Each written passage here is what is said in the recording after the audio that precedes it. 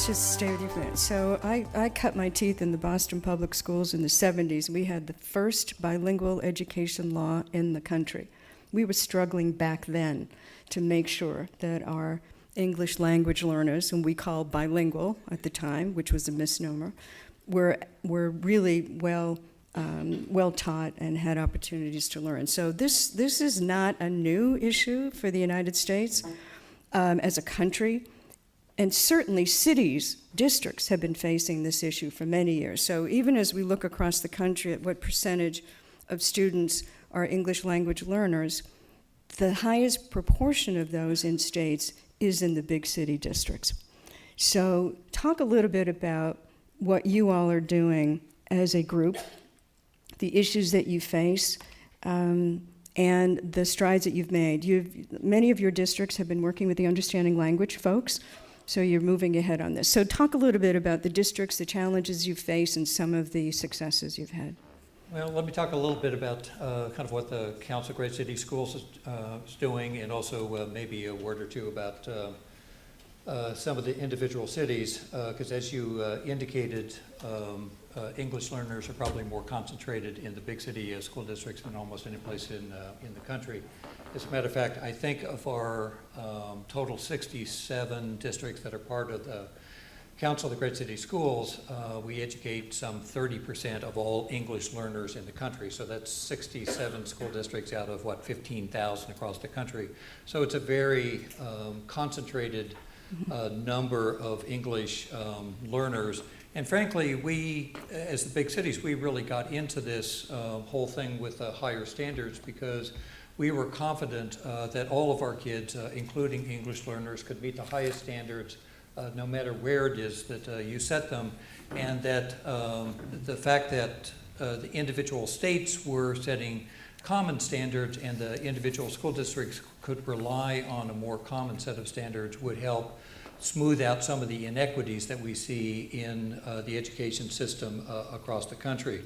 Now, as an organization, we've done a lot of stuff related to the Common Core standards and English learners in particular. And we kind of put that work into three broad buckets. One, we've done a lot of work on communications and community engagement. We've done a lot of work on research, some of it with Kenji. We've done a lot of work on kind of tools development around English language learners, and a lot of work around capacity building and technical assistance. And we can probably get into more of the specifics throughout the remainder of the panel, but for instance, on issues of communication and community engagement, we've produced things like this video in English and Spanish. We've also produced a public service announcement, a 30-second version that you may have seen. Over the last 15 months, that thing has shown some 230 million times across the country, and it's been seen 60 million times on Spanish television, and it's been heard some 12 million times on Spanish radio. So we've got a lot of that work out there, along with parent roadmaps to the Common Core in both English, Spanish, now in Mandarin, and Arabic. So those are now available. So we've done a lot of work to try to create the tools to enhance the public's understanding of what these higher standards really are, what they're trying to do, why they were initiated, and what it is that parents could expect from these. In addition to kind of that community work, we've done a lot of kind of capacity building, lots of seminars like this, regular meetings of our English learner directors, our bilingual directors in the cities. We've done lots of technical assistance work on the ground in Chicago, in Nashville, in Providence, Seattle, Denver, in other cities, trying to boost the overall instructional programming for English learners to match the expectations of the Common Core. We've also been doing a lot of analysis of the National Assessment of Educational Progress, how English learners do in the Trial Urban District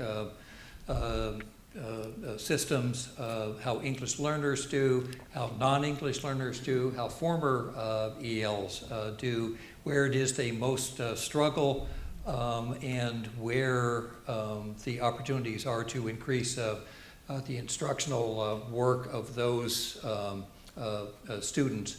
In addition, we've spent a whole lot of time kind of researching why some of our urban school districts make more progress with English learners than other school districts do. And that's proven to be very, very interesting work. And it's told us a lot about how the whole system can be improved. We've done lots of tool development, lots of other work with the understanding language folks. I'm not going to bore you with our entire list of activities that we've pursued, but if you're looking at school districts that have done better work than others on English language learners, you know, I'd look at Boston, I'd look at Albuquerque, I'd look to LA and Fresno, I'd look at DC to some extent, I'd look at Chicago to some extent, and also St. Paul. Each of these school districts are doing some really good work with English learners, and most of that work is built around boosting up the overall English language development and English language acquisition skills of their students, while at the same time making sure that content instruction is at the highest levels. So with that, I've got lots more things that we have been doing and the individual cities have been doing, but why don't we leave that to Q&A. Great, thank you. And their website is really a treasure trove of resources that you all should take advantage of. And Mike, I'm glad you talked about the content areas, so I'm hoping that we get into that a lot with this panel as well. So when the conversation began around the need for college and career-ready standards, I think, Chris, we're, 2006? Katie, I think our board looked at that issue, 2006, 2007, and Jean Wilhoit, who was then the director of CCSSO, said our state superintendents really want to work together to do something because it's so hard to raise standards in individual states. And you were the point person at CCSSO to help figure out how we might do this, how we might have a state-led effort. And Mike, you guys from Great City Schools were on board from the beginning. You said we want our kids to reach these high standards, and we're not crazy about the standards that are in place in our states right now, so we really want to do that. So, Chris, I know from the beginning the issue of ELLs was first and foremost, and some people were concerned that, oh my God, these standards are so high, the kids in our country are not going to be, whether they're Dave's kids, or Kenji's kids, or anyone. So how did you address that issue? No, our kids can't do it. Well, thank you for having me here, and appreciate everybody being here. First, I want to, if any of you are state legislators, I want to apologize for the Common Core, because you have gotten several letters, I am sure, from people that are not quite as happy as other folks. So I believe that we're going to make it through this on the standards. It's not an easy road for any of us. But when you look at that video, that really shows why we did this. And when you look at the leadership back before the Obama administration about raising standards, that's the exciting part for me. I represent 58 states and territories, commissioners, state superintendents. Our current chair is Kentucky. Commissioner Holliday is our chair right now. And this became a real issue for the country when we started understanding that other countries were passing us by. The data was really clear, actually, and it still is really clear, that we're being out-educated by other countries, and some states are doing better jobs with their kids than others. One of the numbers that is in your packet is that 7% of ELL fourth graders are meeting the reading benchmark. So 7 in 100. I don't know about you guys, but there's not much, you can't go down from there too far. So this is a real challenge for us as a country.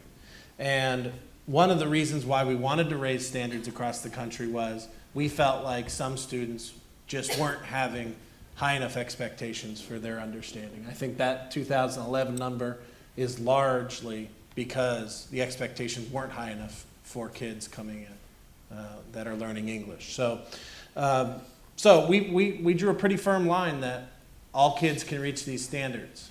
The challenges around ELL are different than the challenges around most students, and we tried to acknowledge that. There's a section of the standards that actually talks about the instruction will be very different for EL students, but the expectation shouldn't change for these students. And that's really the needle we've been trying to thread in states and districts across the country is how do you hold on to these high expectations for kids, not lower them so they can meet them, but hold on to them, and then also give a different set of instruction that will allow them to reach these standards. Because what we're doing right now really isn't working. So we need better examples. Mike gave you some 5 or 6 places to look. I'm going to go look there because I think the examples we have across the country, we need to do better. And so I think this is a real opportunity for us.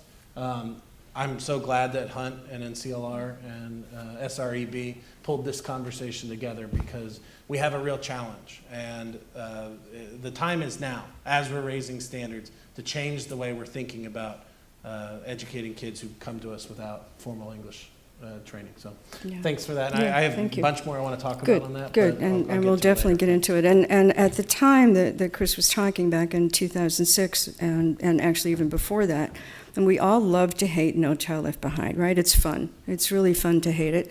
But in point of fact, it did at least 2 invaluable things. One was the disaggregation of student data, right? We had to face it. We've been hiding the low achievers in our schools and our districts for years before that. So it was a good thing and it pointed out what we all kind of knew, but now we had the hard facts. And the other thing was that it required every state to participate in NAEP.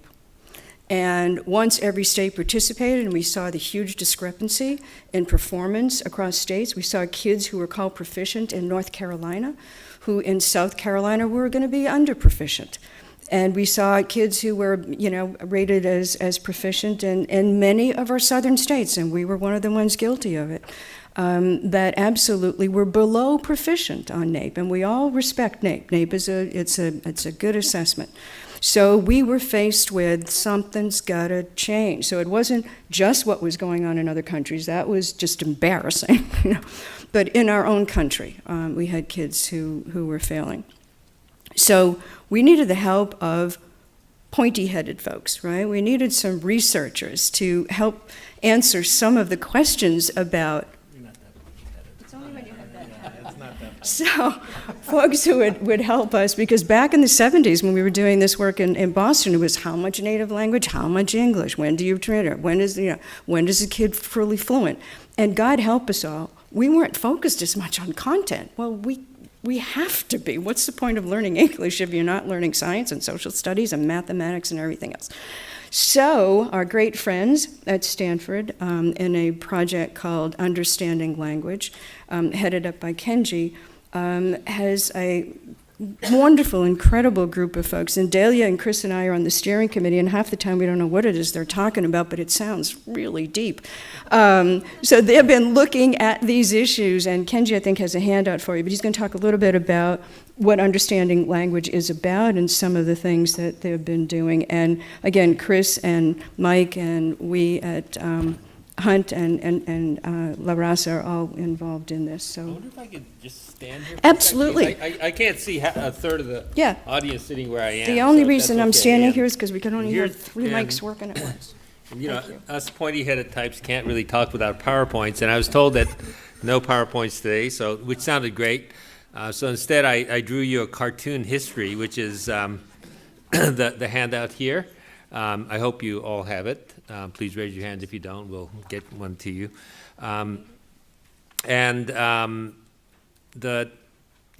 Chomsky, the linguist, once said, basically the generative, creative part of language is that most sentences we say have never been uttered before, that it's always creative. And I will assure you that no handout has probably collected this set of pictures. Some of them may have been appeared in pairs, but the one on the upper right one, I'm sure, has never appeared next to a picture of number 3, which is the Nation at Risk panel.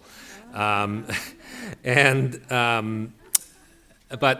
this really isn't insanity. I haven't gone off the deep end here. What I wanted to do is just to make a point.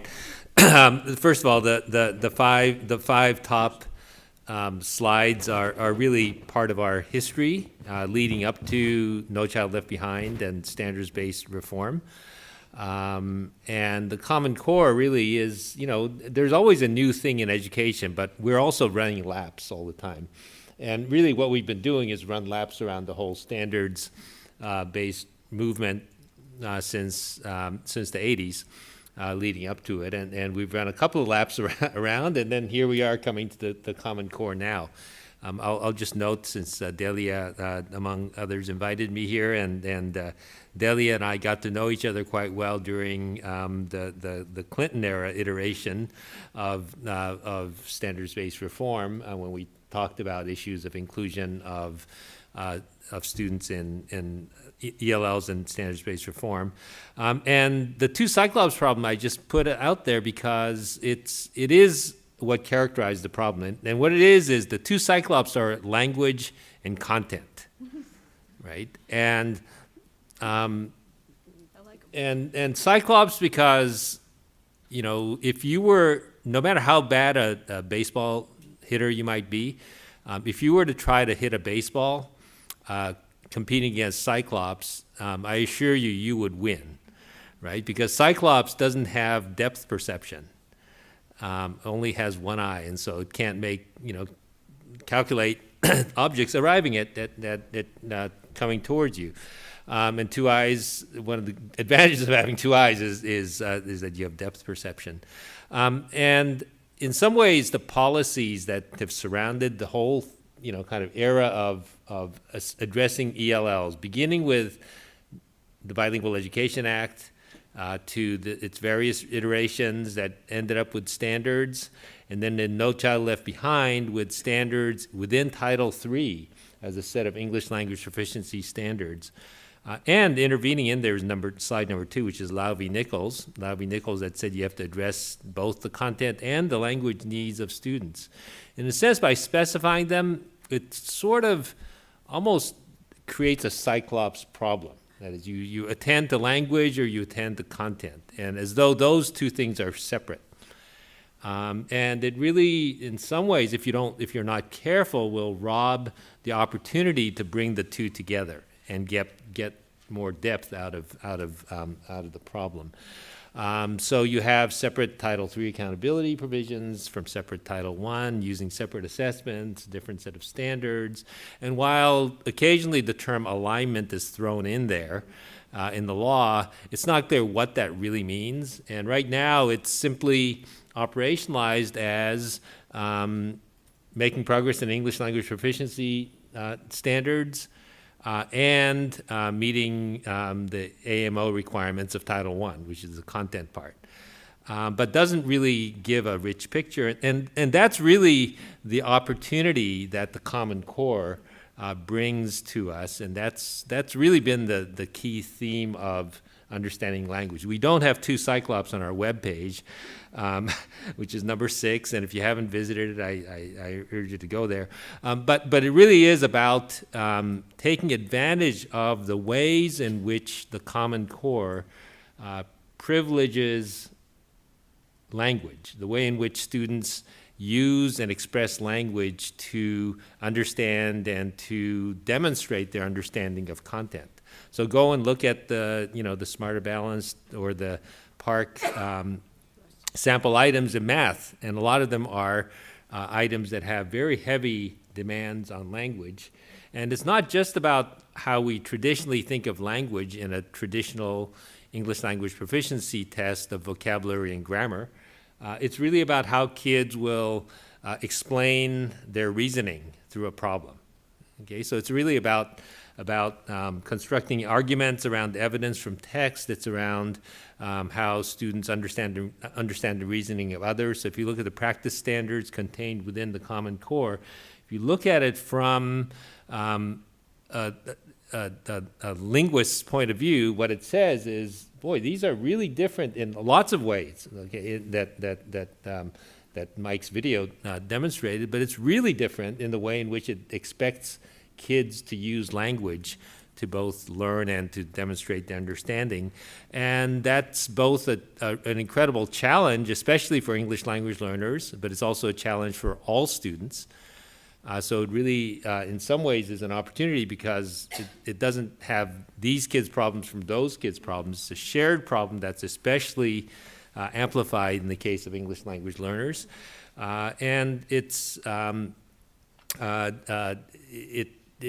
looking at language in a different way. So the cartoon number 7 is just one of our creations. It was published in Science, created by Tina Chuk, one of our staff members, and she looked at the language, the practice demands of ELA, math, and next generation science standards. You can't read the fine print here, but basically what it does is to demonstrate that there are some practices that are kind of overlapping across the 3 areas, some that are more unique, many of them using different ways in which language is being used.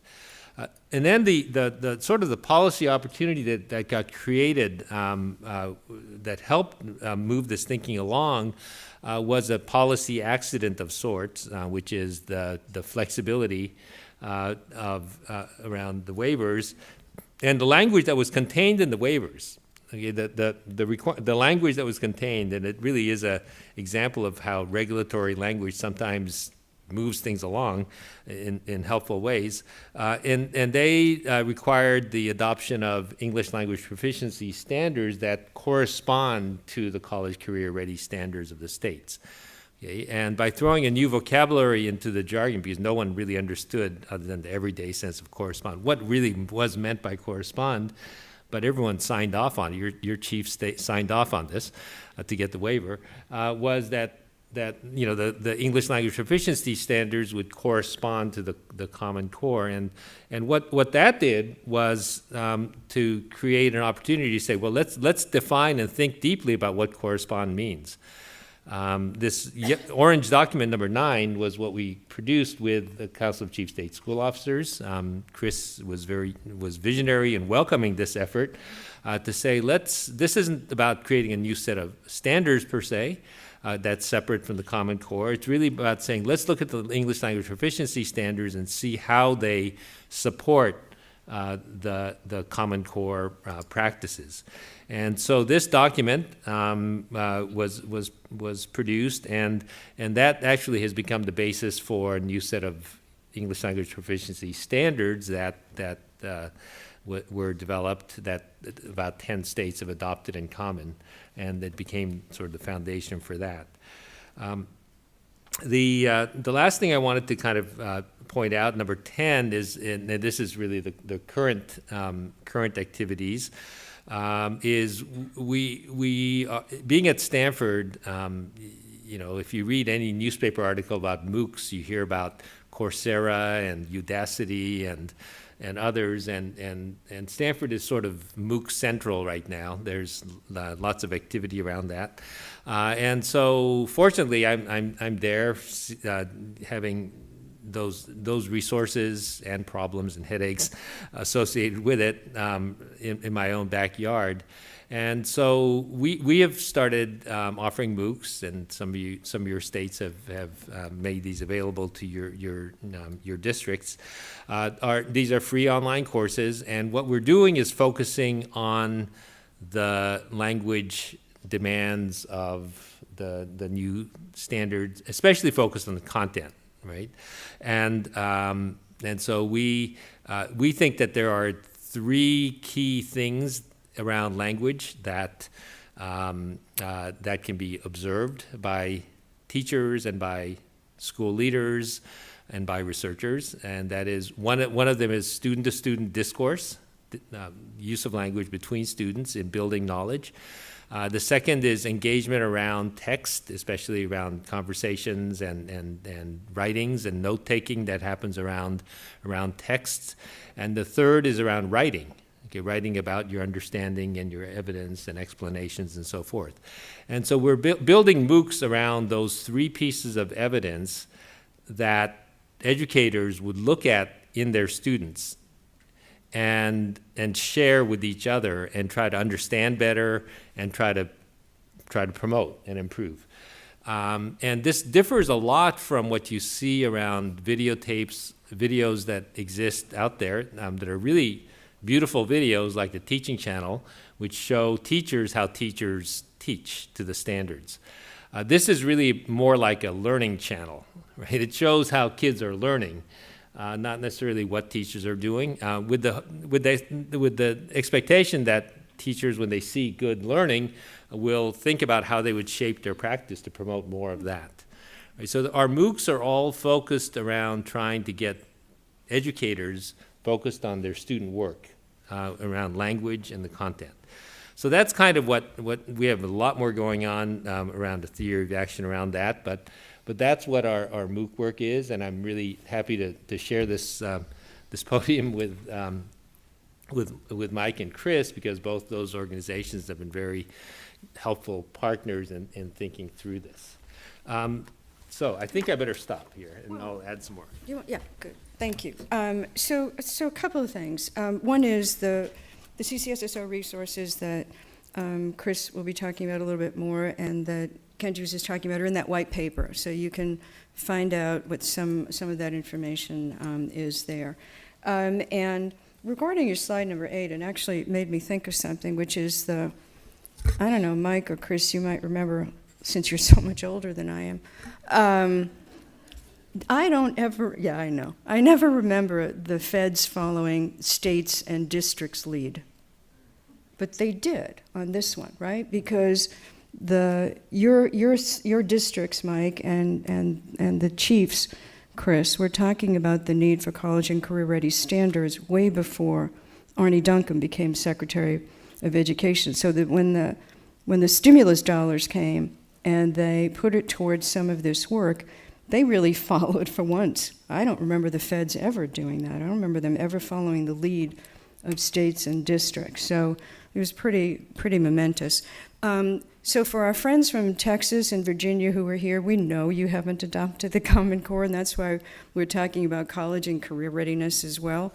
But since the majority of states have adopted the Common Core, at least as of today, a lot of materials and supports have been developed around those. But Kenji, we've talked about this before on the steering committee, and that is that thanks to the wonderful poverty that we have in our country, our poor children, our disadvantaged children, come to school without a whole lot of language, right? They haven't been exposed to books and rich language experiences at home in English.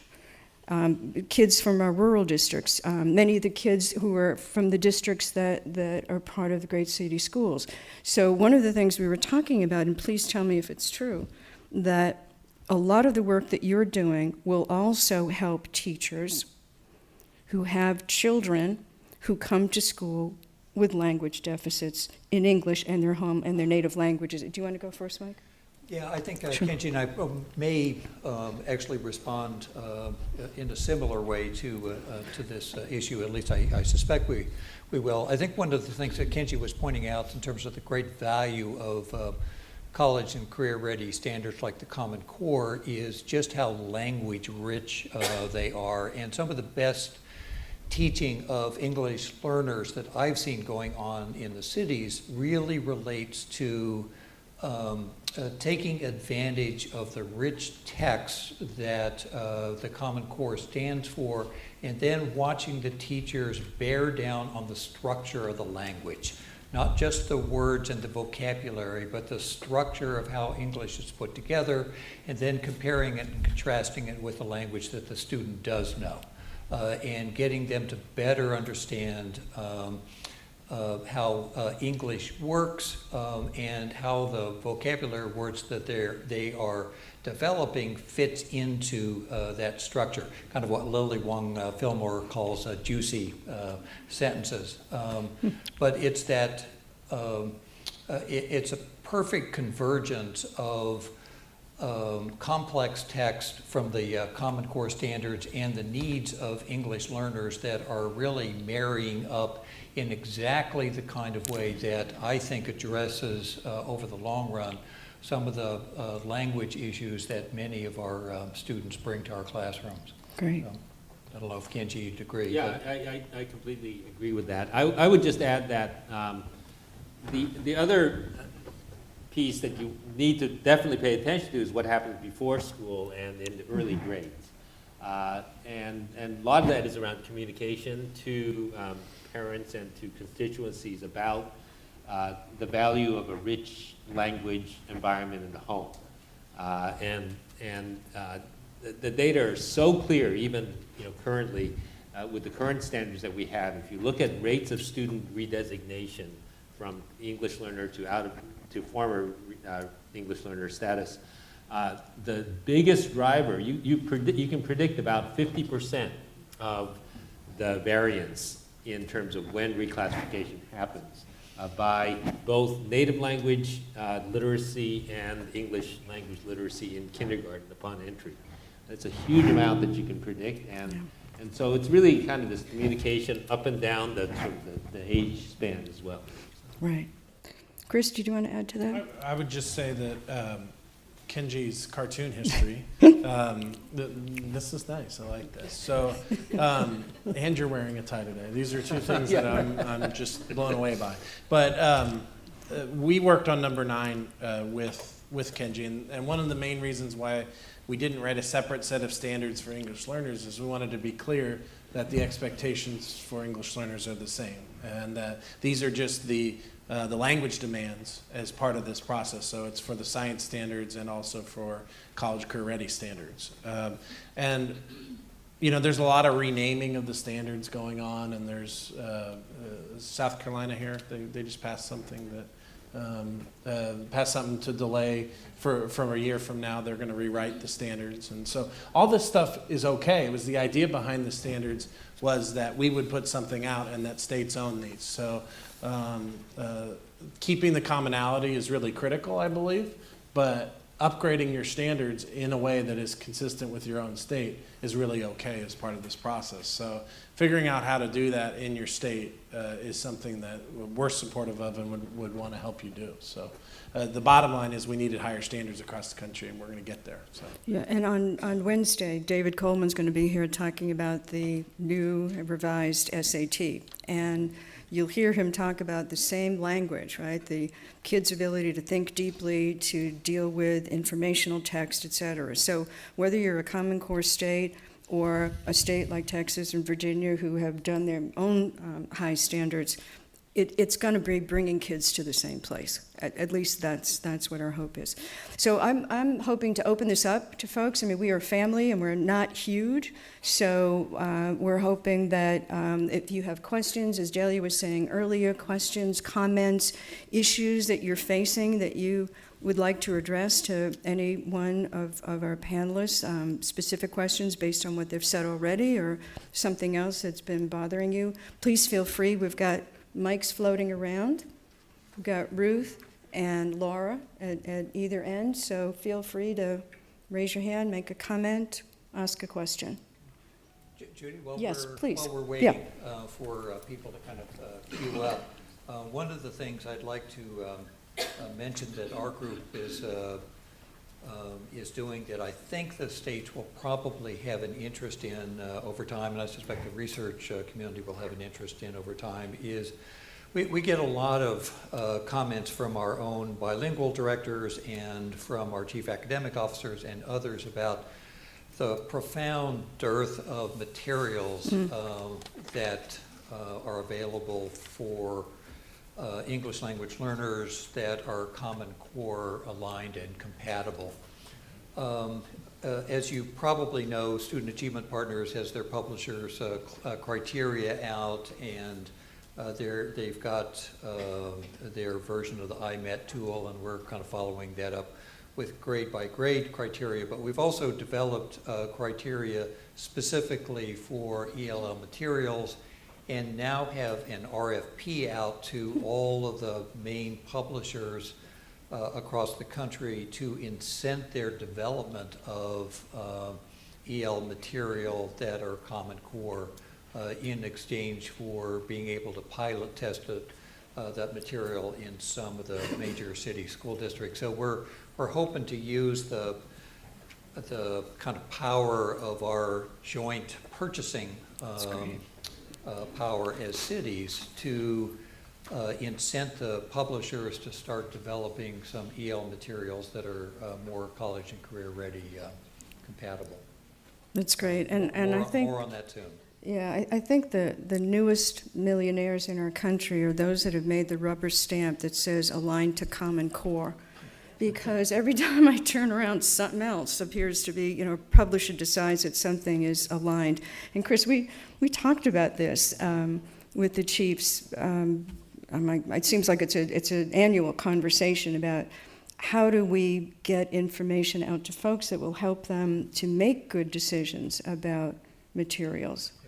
I think this is one of the biggest issues that we need leadership from states and big districts on, is this idea that we can continue to do what we're doing and reach these standards. It's just really not the case. So we've got to work together. We've got to share things that are working. So Mike's direct sort of call for publishers to come up with better materials to access language, and some of the work Kenji's doing, they're both very good examples. So I guess I feel like we're just not getting this out there enough, and I think this is one opportunity to do that, but I also think we just need to work harder at getting it out in the public. So. Right. And is Casey still in the room?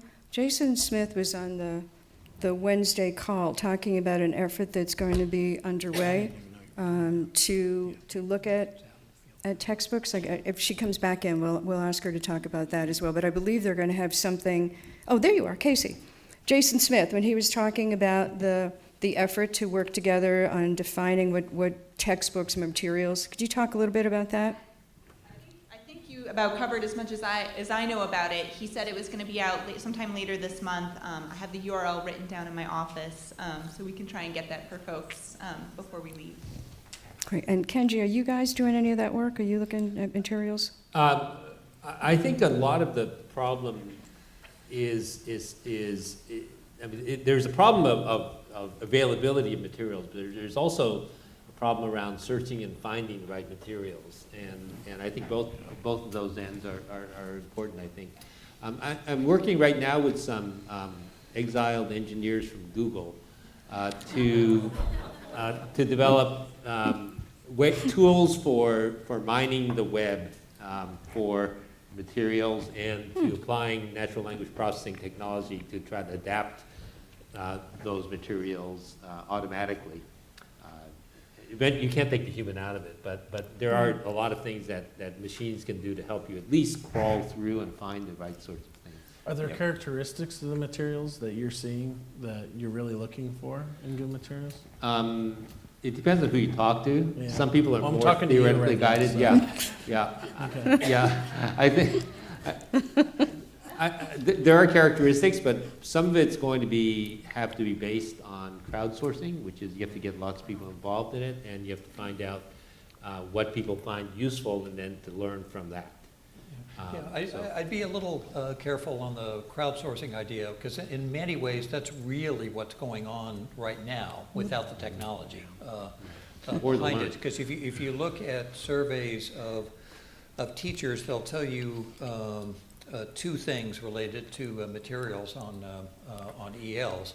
One is because there is this profound lack of materials, they're making it up themselves, and in just extraordinary numbers. But they'll also tell you that their preparation for the Common Core and other college and career readiness standards is not high. The combination of those two things strikes me as a train wreck waiting to happen. So crowdsourcing might actually speed up that dysfunction. And so we need to be kind of careful about how this actually works, for fear that we could actually make a pretty difficult problem worse. No, I do need to respond to that, which is, yeah, I mean, you're absolutely right. You don't want the blind to, you know, to lead the blind or whatever. But you, our idea is to use actual examples of the language that's produced by the materials that are then tried to guide what kind of materials would be better to go with. So Guided sort of crowdsourcing. Yeah, right. Yeah, Guided. expert guided and empirically guided. Right, yeah. Okay, any questions from the group? Then, oh, we do. Good afternoon. I have a question actually for Mike, the Executive Director from the Council of Great City Schools. Yes. You named a couple school districts that are really working well with our English learners. And Better than others. okay. Well is, That's, well, actually, I It's wanted you to relative. kind of expand a little bit more about that. So, like, you mentioned Boston and Fresno, LA, and those are all states that have English only, and there isn't a bilingual education policy that promotes native language instruction. So I was just curious about what are they doing that is working without using native language instruction, which we know can be kind of a better methodology for working with ELs. well, I think in both of those two cases, and, you know, I'm not in favor of either what Massachusetts or California did in those respective votes, but I think what these districts are starting to do is to move away from various historic language models, that is transitional bilingual and other kinds of you know, strict models that people have grown up with over the years, and to focus more on English language development strategies per se, kind of independent of the formal model that they are using. So in my example earlier where I was saying some of the best teaching of ELs with the standards, new standards that I've seen kind of bear down on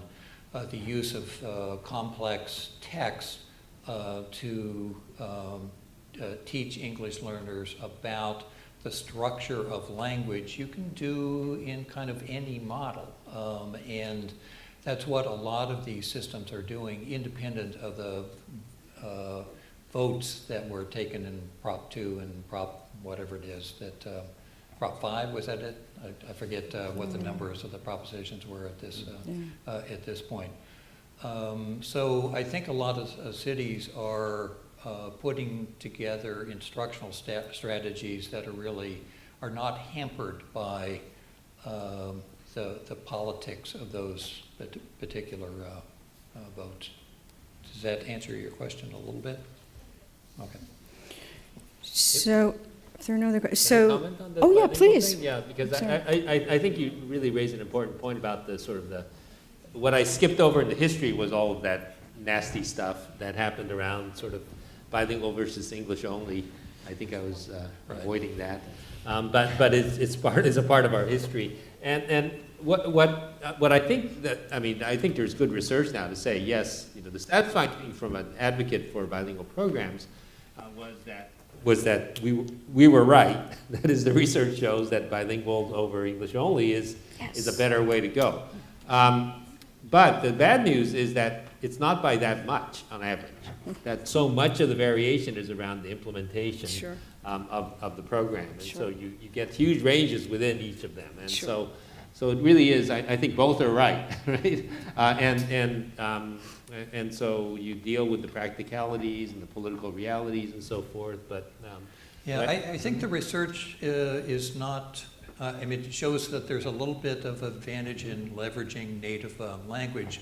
I suspect that research would actually show bigger differentials if we leverage native language better than we actually do.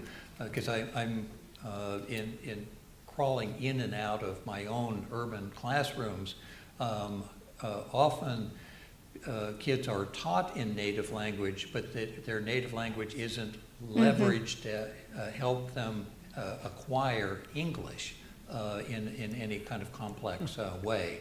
So if I looked at any of our kind of normal classrooms where we had English learners, and asked the teacher whether or not they were trying to leverage the native language skill of the students, they would probably say that they were, but as I look at it and listen to it, I'd say, gee, this is really not very convincing instructional practice. So my hunch is that some of the research is actually reflecting the fact that teachers in many, if not most cases, are not actually leveraging those native language skills very effectively. So, I'm not a researcher, obviously, or an academic, but it seems to me that it sounds more intuitive that proficiency in a native language allows you to acquire proficiency in a second language, to apply that to content, right? When I was a principal, I was fortunate enough to be principal of a trilingual school. So we had native English-speaking kids who were learning a second language. We did that purposely so that our non-English speaking kids would not be the only ones struggling to learn another language. If they knew how to read in English, as their vocabulary increased in whether it was, Spanish or the other language, they learned to apply those language skills to reading because they already knew how to read in English. They understood that text had meaning, and that reading is really your interaction with the text, right? And so it seems to me that it makes sense. This is true in many cases, but it's certainly not true in all cases, because there's lots of refugee kids that come to our schools with That's right. no You're right. formal education, That's, in of some course. cases from cultures with no written language. It presents a whole different set of Right. challenges. Well, that ELL are kids are not a interesting. monolithic group, right? I mean, and that's part of the problem. In areas where the native language is discouraged by state laws or regulations or practice, teachers can't use that language as a medium. But also in classrooms where you've got multiple languages happening, obviously you can't use it. So the one thing we haven't talked about yet are teachers. And we're kind of getting to that now when you talk about how much the language is used, whether it's native language or English. One of the great levers that states have, and we've got states here today, is to decide on what is required for certification and licensing. And we're asking teachers now to do something we never asked them to do, so they weren't prepared to do this. We did not in the past expect our teachers to teach every kid to college and career readiness, or at least to something that prepared them upon graduation from high school to do some kind of study, work, whatever, after high school. So we're asking a whole lot of teachers. We don't have a great history of good professional development in our country, but we really haven't talked about what is it that needs to happen for teachers who are teaching our ELL youngsters. What can states do to improve the quality of teachers from preparation through implementation? So, Mike. please, go ahead. Okay. So on the state side, I think it's really important to think about the pipeline you have coming in. So I think we're generally not as good as states, even though we have a pretty big responsibility at certifying our preparation programs. As states, I think we can get better in terms of the types of things we look at in certification. So there are things in teaching ELL kids that every teacher should be instructed in, and it's just not happening generally across the country. So how do we figure out to making that part of our approval process of any program that wants to educate our teachers? Also, we all know that professional development has generally turned into a situation like this where you get presented to and teachers take notes and then they go back to their classroom. We've got to change the paradigm of professional development. Secretary likes to talk about it as the biggest waste of money that he puts into the pipeline. He quotes $2 billion. I don't know if that's quite actually accurate, but that's what he says. So the federal government invests a lot of money, let's just say that, in professional development. So I think there's good evidence of how we should be changing professional development. I'm not clear why more because most of the money flows through the state into districts' hands. The states don't have as much control over what's going on with that. So can you figure that out on the district side, Mike, please? But I do think that we need some sort of quality control at the state level around the dollars that are going out around professional development. We just have to figure out how to do that in the local control context that we have right now. So. Yeah, I agree on the local district side that most professional development is intellectually bankrupt and needs to be completely reinvented. And there are some urban school districts and others who are trying some different ways of providing professional development. But I've mentioned two other things that maybe, since we have a state room here, two other things that maybe states could bear down on. One is just taking into account the fact that most English learners spend most of their instructional day in a general education classroom with general education teachers. Mm-hmm. Yet most general education teachers don't have either an ESL endorsement or haven't participated in any language acquisition, professional development, either formally or informally themselves. That's something that the states could actually correct through some of their credentialing requirements. Also, most colleges of education do not offer courses and prospective teachers are not required to take courses on language acquisition and language acquisition strategies, much less on language assessments or any of the other surrounding issues. And in combination with what the administration is thinking about doing in terms of additional regulation of colleges of education, I think the state could lend a hand here by or through its requirements of colleges of education and regarding English language acquisition and the like for their pre-service training programs. Okay, good. And Kenji, I think at latest count, we've got, 10,000 teachers who participated in just the first MOOC that you put out there? Yeah, and that's just a drop in the bucket, but still, you know, we've, we think of our MOOCs as both sort of, well, they're essentially an effort to supplement professional development. And what we focus on, we hope also gets absorbed in some of the other teacher quality, teacher evaluation systems. And you know, as linguists, it is interesting how, you know, kind of language is a bit like fish is to water. As most people, you know, don't necessarily think of language as the medium through which we communicate and observe. And so then in a lot of these systems, you have sort of an ELL piece, possibly. I mean, if they're enlightened, they'll have an ELL piece. But really, language is embedded throughout. And so I would put it as the problem is how do we get teachers to be better listeners? And are the listening skills of teachers of what their students are doing getting better? And whatever we can do to promote that would help. I think that can be embedded within how we promote formative assessment practice, for example. And when we talk within formative assessment practice as interpreting evidence, what is the evidence that teachers are interpreting? It's usually the language that's produced by the students. It's other behaviors, but really language infuses all of that. And the more we can be explicit about that, I think the more that'll serve English language learners. I'd just add on the Yeah, assessment side, I think, so there's a formal assessment that we have to give through Title III in terms of to all ELLs.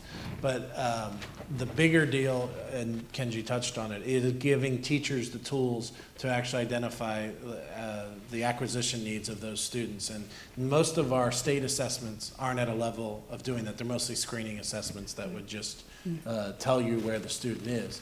So there's a big gap between what we give at the state level right now for ELs and what teachers actually need in the classroom to diagnose and help those kids. So figuring out that gap is something a state and districts really need to work on. Yeah, just to Chris's point, one other thing that I think at least big city school districts that have lots of English learners and states could probably work on together is some additional guidelines and protocols for how to differentiate language acquisition needs from disability issues.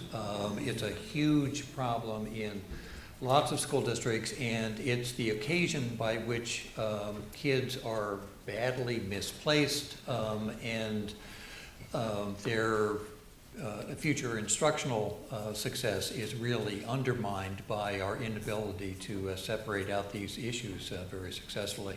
So it's one of those things where we might actually be able to do something together on that could make a real difference for a whole lot of kids. That'd be great. Yes, question? Hi, I'm Megan from Arkansas, and I actually have two questions. One, you made a comment about higher education, how we relate that back to teacher preparation. And so one question is, one of the difficulties we face in our state is lack of control that our higher education community has over those teacher prep programs. So what emphasis will come from a national level that will help us to encourage that pendulum to begin to swing so that we see more of that influence happening? One thing we've done in Arkansas is to establish ESL learning academies, which has been helpful. However, it's an intensive boot camp for teachers who've not had that experience before. So it's complete immersion, and it was started by one of our gurus in our state for ESL, which has been helpful. However, it's not enough.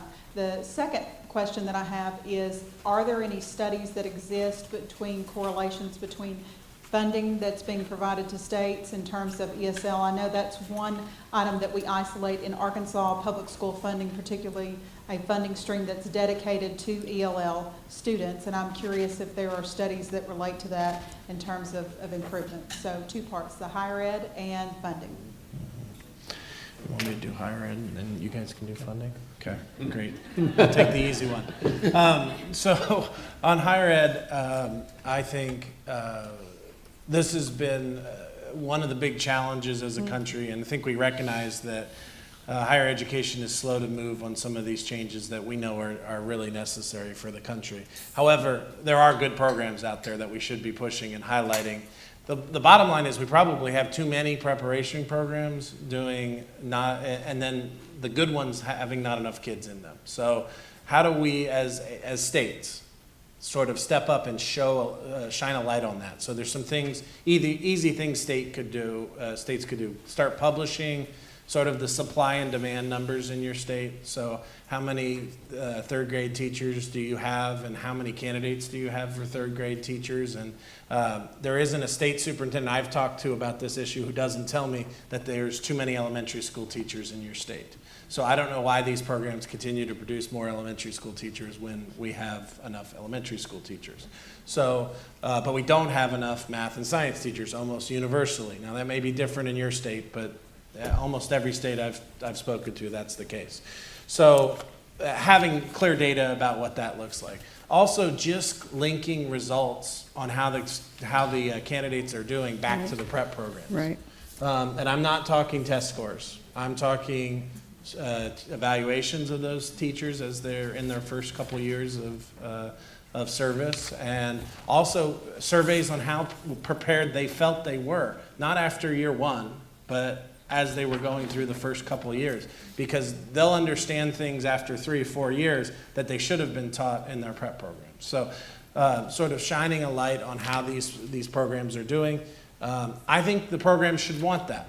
And I think, I know, maybe I'm a little naive. No, they don't. Everybody's shaking No, their they heads. don't. Katie, you can tell me what.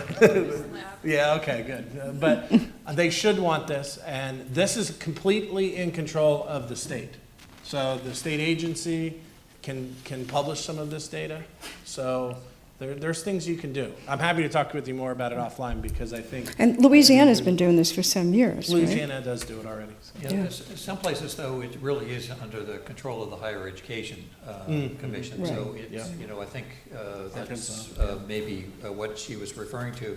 One other thing that you might want to pay attention to, because I think it presents a clear opportunity here, is whether or not you think the federal government wades too much into these issues or doesn't wade enough into these issues. The Secretary has made it clear that they would like to issue additional guidelines on colleges of education and the standards and the instruction that they provide. It seems to me, given the fact that he's just only recently announced his desire to do this, that the door is pretty wide open to shape what it is that they might be looking at and what kind of additional pressure they might exert over the colleges of education to raise their overall standards. So there's actually a window of opportunity here that I think all of us could take advantage of. You've heard it here, a district saying maybe the feds can help. This is amazing. So Chris, Is that what, did anybody kinda- understand that to be what I said? I kind of know. On the funding thing, I'm no expert on this, but I think I would be, my impression of it is that you can certainly get the experts opining on the direct relationship or relationship between, say, funding, dedicated funding for English learners and outcomes.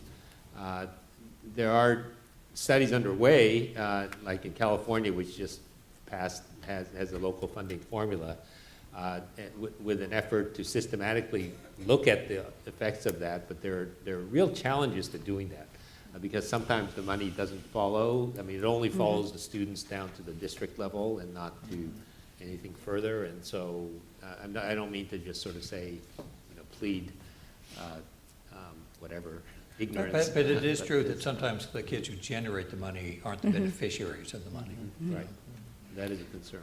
So Chris, staying with the teacher licensure, isn't some number of states working within CCSSO to look at licensure? Yeah, we've got some of the states in the room that are working, Kentucky, Georgia. There's 8 states that are working with us on this, and I just think it's an opportunity for states to step up and do this. We know we have the ability to approve these programs that deliver our teaching candidates, and so we have to be clear about what that means. This is not about getting the teacher bred programs. This is about setting a clear bar for what we expect and then making sure they hit that. So can any other state, I mean, there are 3 or 4 southern states already involved. Can others join you in this Sure, yeah. effort? I mean, they would just talk to me offline. I'll be happy to Okay. talk to them about it. All right, good. Oh, I'm sorry, question. Martha?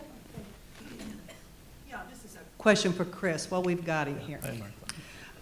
And it is not unique just to ELs, Chris, but certainly ELs have been, I think, a good benefactor of the work we have done around standards-based instruction, and certainly, Judith, as you mentioned, around accountability from No Child Left Behind years. But we are a battleground state relative to the core, to Common Core. There are others in this room that are too.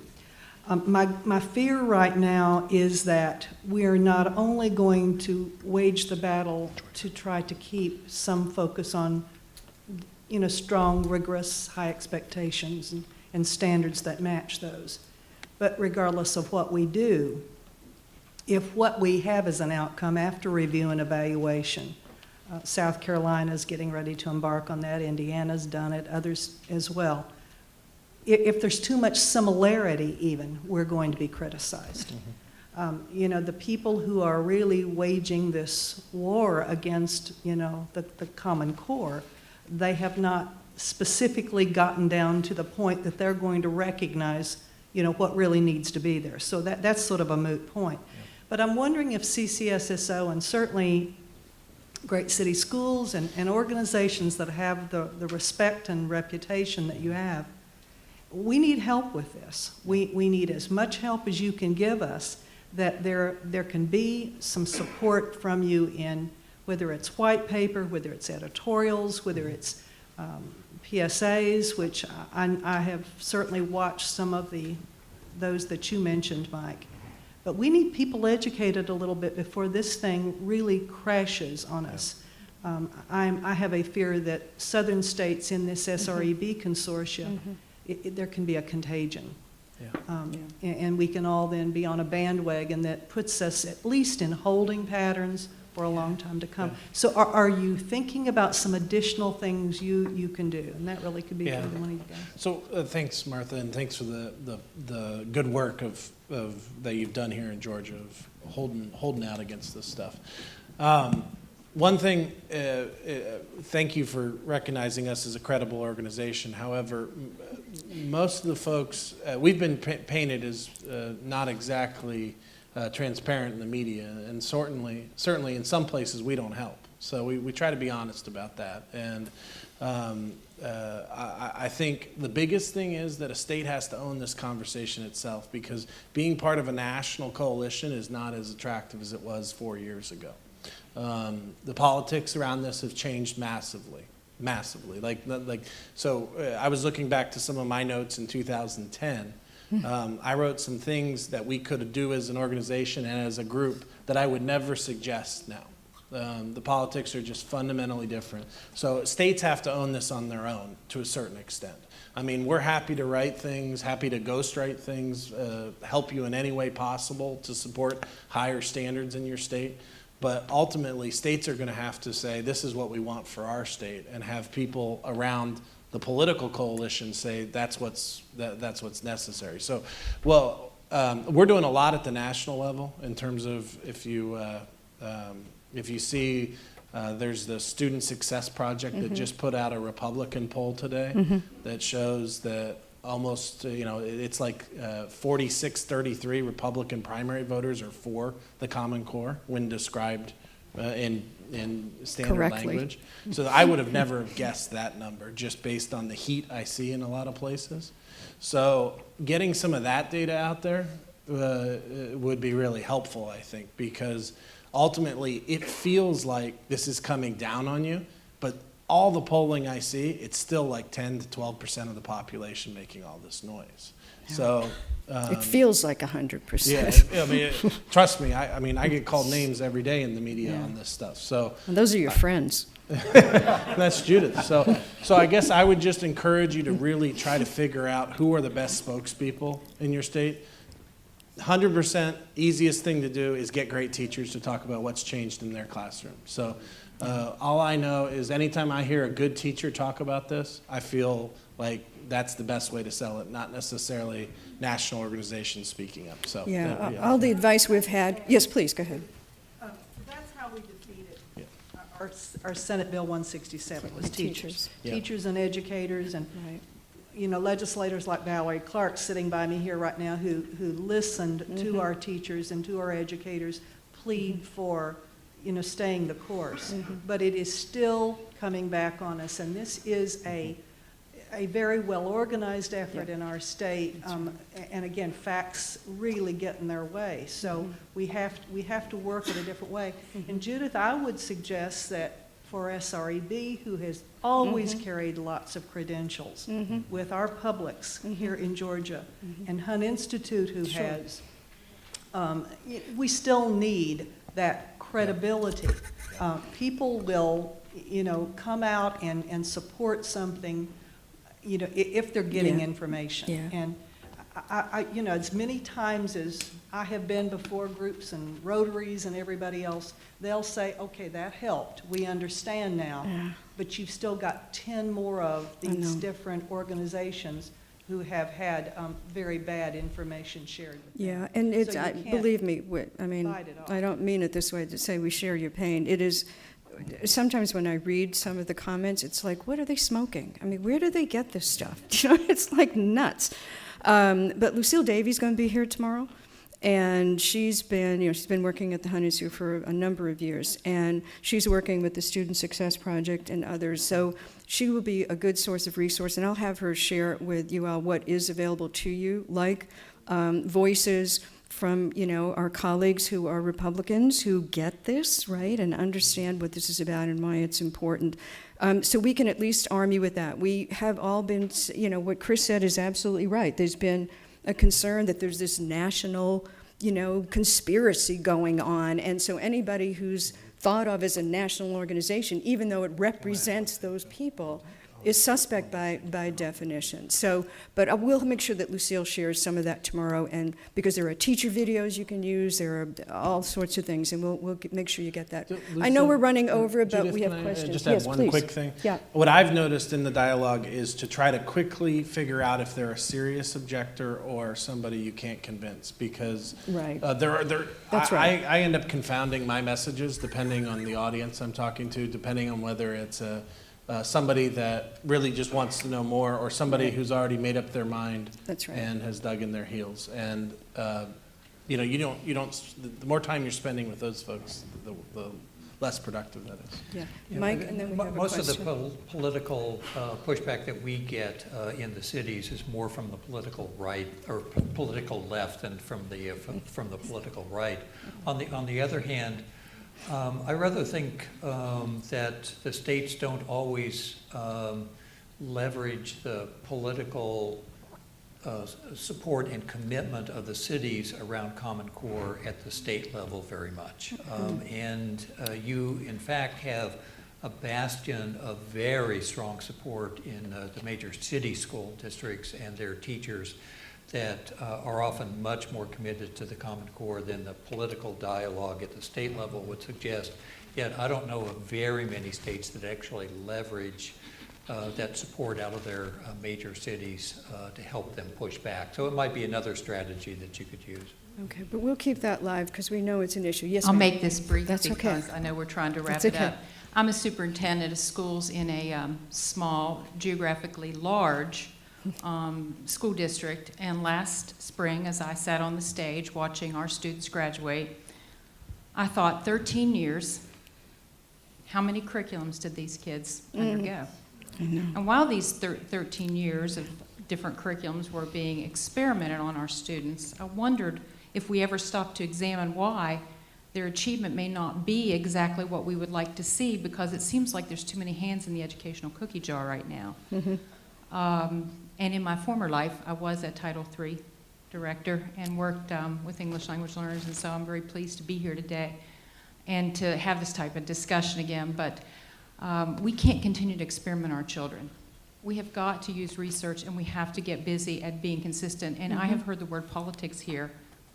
I started to keep tally, and that may be a part of the problem. Okay, all right, thank you. Well, we're a few minutes over, but I don't care. Oh, I'm sorry, is there a question? Oh, I'm sorry. We're really over now. So I won't ask a Who's question. I'm gonna have detention.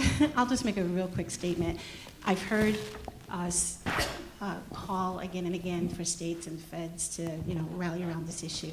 I think the bottom line is we know what it takes to really educate children well.